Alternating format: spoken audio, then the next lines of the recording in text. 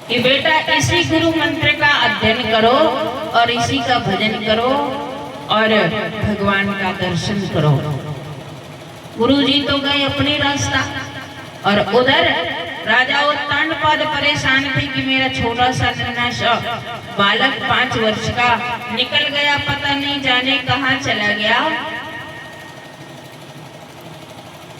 परेशान थे। तब तक नारद जी महाराज आए और उन्होंने समझाया कि तुम उसकी चिंता ना करो, वो मेरा शिष्य बन गया है, अब उसका कल्याण हो जाएगा, उसको भगवान की प्राप्ति हो जाएगी। तब जाके शांति आई राजा उत्तानपाद जी को। अब तपस्या चालू हुई। प्रथम माह लगा जैसे तो 3 दिन में फल खाते हैं और 3 दिन तक कुछ नहीं खाते। तपस्या चालू है। 1 माह पूर्ण हुआ तो दूसरा माह लगा तो 6 दिन में फल खाते हैं और वो भी अब तो वृक्षों से तोड़कर नहीं, जो नीचे गिर जाते हैं वो फल खाते हैं 6 दिन में 1 बार। और 6 दिन तक कुछ नहीं, तपस्या चालू। तीसरा माह लगा तो 9 दिन में वृक्षों के पत्ते खा रहे हैं। 9 दिन तक कुछ नहीं खाते, 9 दिन के बाद 1 दिन पत्ते खाते हैं और फिर तपस्या चालू है। घनघोर तपस्या ध्रुव जी महाराज की चालू है। तीसरा माह भी व्यतीत हुआ तो चौथा माह लगा। अब वृक्षों के पत्ते जो गिरे हुए हैं, सूखे पत्ते, वो 12 दिन में 1 बार खाते हैं। 12 दिन तक कुछ नहीं। 5वां माह लगा तो अब केवल जल पी कर रहने लगे। 5 माह व्यतीत हुए। 6वां मास लगा तो जल भी छोड़ दिया, अब केवल वायु का आहार करते हैं, हवा का। और दोनों हाथ जोड़े, एक पैर के अंगुष्ठ से खड़े हुए, एक पैर ऊंचा करके और भगवान का ध्यान करने लगे। श्वास को ब्रह्मरंध्र में चढ़ाया और भगवान का ध्यान कर रहे हैं। इतना जोर से श्वास चढ़ा दिया ध्रुव जी महाराज ने कि सबकी प्राणवायु अवरुद्ध होने लग गई। दौड़े दौड़े देवता लोग महाराज भगवान विष्णु के पास पहुंचे। भगवान, ये क्या चमत्कार है, ये किसकी तपस्या का चमत्कार है? हमारी तो प्राण वायु छिन्न भिन्न हो रही है, अवरुद्ध हो रही है, सांस लेने में दिक्कत हो रही है। तो महाराज भगवान विष्णु ने कहा, तुम चिंता मत करो, ये ध्रुव जी की तपस्या का चमत्कार है। उन्हीं ने श्वास को खींच करके यहाँ ब्रह्मरंध्र में एकाग्र कर रखा है, इसलिए सबकी श्वास छटपटा रही है। मैं अभी जाता हूँ, उसको दर्शन दूंगा और सब ठीक हो जाएगा। भगवान विष्णु ने सुंदर सा रूप धारण किया, चतुर्भुज रूप धारण किया, शंख चक्र गदा पद्म धारण किया और ध्रुव जी महाराज के सामने प्रकट हो गए। बोलो वृंदावन बिहारी लाल। प्रकट हो गए, लेकिन ध्रुव जी तो आंखें बंद किए हैं। भगवान का दर्शन उनके हृदय में भी होने लगा था, तो हृदय में मोहनी झांकी का दर्शन कर रहे थे ध्रुव जी। तो बाहर वाले को कौन देखे? जब हृदय में दर्शन हो रहा है, भगवान विराजे हैं, तो बाहर वाले भगवान को कौन देखे? अब भगवान सोच रहे हैं कि ये ऐसा भक्त मिला मुझे कि मैं इसकी प्रतीक्षा कर रहा हूँ कि ये मेरे दर्शन कर ले। अरे भक्त लोग मेरी प्रतीक्षा करते हैं कि भगवान कब आएंगे, भगवान के दर्शन कब होंगे, लेकिन ये ऐसा अटपट भक्त मिला कि मैं स्वयं इसकी प्रतीक्षा कर रहा हूँ कि ये मेरे दर्शन कर ले। लेकिन भगवान ने सोचा कि हृदय में जो दर्शन दे रहा हूँ मैं इसको, वहां से मुझे हटना पड़ेगा तो ये बाहर हमको देखेगा। तो भगवान ने उसके हृदय में जो अपनी छवि बैठा रखी थी उसको अंतर्हित कर दिया। तो छटपटाए ध्रुव जी और छटपटा करके आंखें खोल दिया कि कहाँ गए भगवान, दर्शन दे रहे थे। और जैसे आंखें खोली तो सामने वही भगवान तक्षण नजर आ रहे हैं। ध्रुव जी महाराज दंडाकार लेट करके चरणों में गिर गए और भगवान ने उठा करके खड़ा किया। अब हाथ जोड़ लिए। ध्रुव जी सोच रहे हैं कि सब कुछ तो माँ से पूछ लिया, लेकिन ये नहीं पूछा कि जब भगवान प्रकट हो जाए तब क्या करना चाहिए। सुना है कि स्तुति करना चाहिए, पूजा करना चाहिए, अर्चना वंदना करना चाहिए, लेकिन मैं पढ़ा लिखा तो हूँ नहीं, स्तुति करूँ तो कैसे करूँ, वंदना करूं तो कैसे करूं, और पूजा करूं तो कैसे करूं। यहाँ जंगल में कोई सामग्री तो है नहीं, तो पूजा कैसे करूं। तो बस ध्रुव जी की मनस्थिति बड़ी गंभीर हो रही है। हाथ जोड़ लेते हैं और फिर चरणों में गिर जाते हैं और फिर उठ करके खड़े हो जाते हैं, फिर हाथ जोड़ लेते हैं। बस यही कर रहे हैं ध्रुव जी।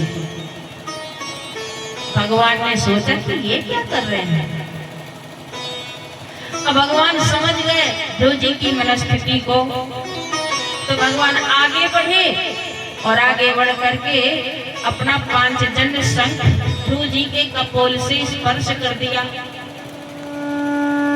और जैसे शिव जी के कपोल से स्पर्श किया, ध्रुव जी महाराज को सारा वेद वेदांत कंठस्थ हो गया। सुंदर से प्यारे से 11 श्लोकों से भगवान की स्तुति कर डाली। योऽन्तः प्रविश्य मम वाचमिमां प्रसुप्तां संजीवयत्यखिल शक्तिधरा स्वधाम्ना। हे प्रभु, ये जो मेरी वाणी है जिससे मैं बोल पा रहा हूँ, ये आपकी दी हुई है। मेरे हाथों में जो शक्ति है, आपके सामने जो हाथ जोड़कर खड़ा हूँ, इन हाथों में भी आपकी दी हुई शक्ति है। इन पैरों में जो शक्ति है चलने की, वो आपकी प्रदत्त है। आंखों से देखने का साधन आपके द्वारा दिया गया। कान से जो मैं सुन पा रहा हूँ, ये सब आपने दिया है। हे आदि पुरुष नारायण, मैं आपके चरणों में बारंबार नमस्कार करता हूँ, बारंबार प्रणाम करता हूँ। सुंदर से प्यारे से 11 श्लोकों में भगवान की स्तुति कर डाली ध्रुव जी ने। और भगवान ने कहा, बेटा ध्रुव, अब तू स्तुति वंदना तो बंद कर, वरदान मांग ले, तुझे क्या चाहिए। ध्रुव जी ने कहा, प्रभु मुझे कुछ नहीं चाहिए।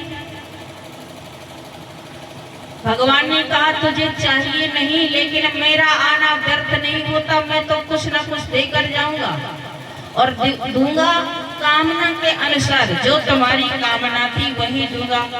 तुम्हारी कामना थी ना कि मुझे पिता की गोद में बैठना।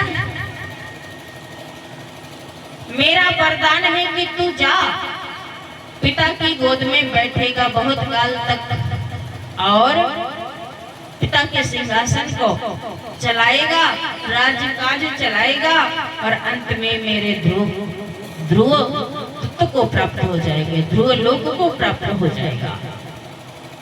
इतना कहकर के भगवान अंतर ध्यान हो गए। अब ध्रुव जी महाराज परेशान। देखो तो भगवान प्रकट भी हुए, मैंने दर्शन भी कर लिए, और क्या मैंने ये दुनिया का बस वही धन दौलत, वही राजकाज, ये सब भगवान मुझे वही दे करके चले गए। नुकसान हो गया मेरा। तो भगवान आए भी और ये बस धनी दौलत दुनिया का ही सब देकर चले गए। मुझे तो भगवान के साथ जाना था, लेकिन भगवान ने कहा है कि अंत में तू मेरे ध्रुव लोक को प्राप्त होगा। तो थोड़ा सा शांति मिली कि चलो भगवान, अंतिम में तो भगवान के धाम को जाना ही है। तो महाराज शांति मिली ध्रुव जी को। और वहां से ध्रुव जी अपने घर की ओर चले।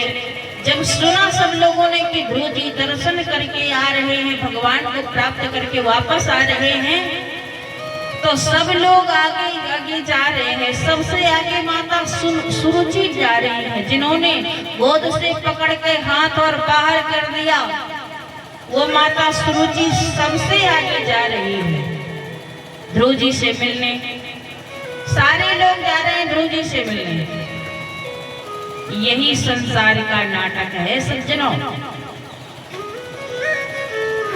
जब कोई नहीं होता है,